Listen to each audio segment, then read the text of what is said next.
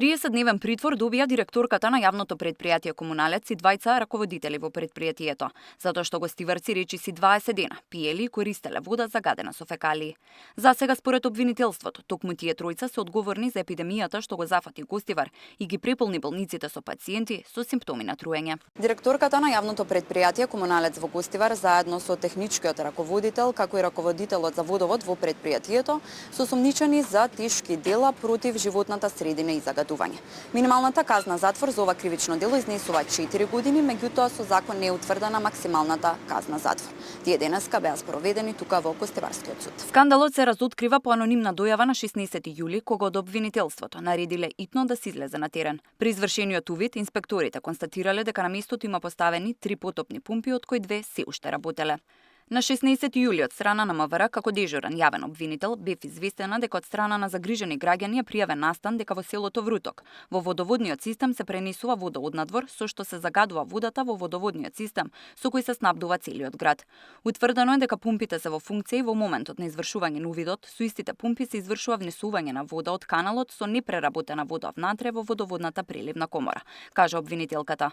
Тоа значи дека пумпите поставени уште на 25 јуни со цел да се тестира притисокот непречено работеле се до 16 јули цели 20 дена.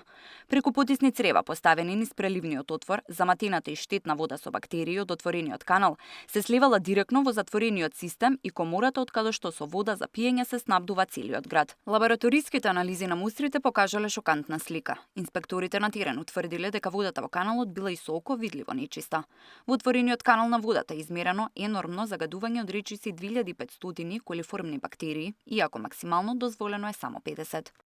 На денешниот брифинг, тимот од 5 обвинители кои работат на случајот на прашањето дали од предпријатието можеле на своја рака да ги постават пумпите без одобрение од општината, еден од обвинителите одговори дека на осомничените најверојатно би им била потребна потврда и соодветна документација од општина Гостивар.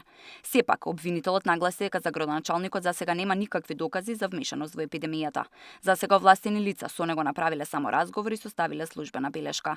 Истрагата ќе треба да утврди дали одговорност има и кај директорот на Гостиварската болница, бидејќи не алармирал порано за симптомите на труење кои наглас се зголемиле.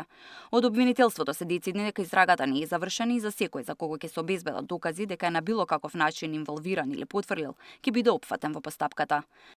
На терен во Гостивар денеска атмосферата и натаму напната, а револтот кај граѓаните се повеќе расте.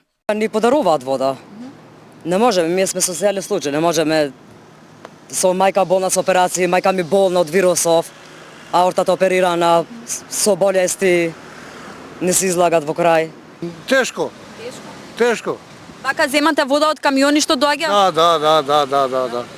Имавте некакви симптоми да новиве? Не. Се чуваме ми од тоа. Еве како извршувате секојдневни обврски? Ви стигали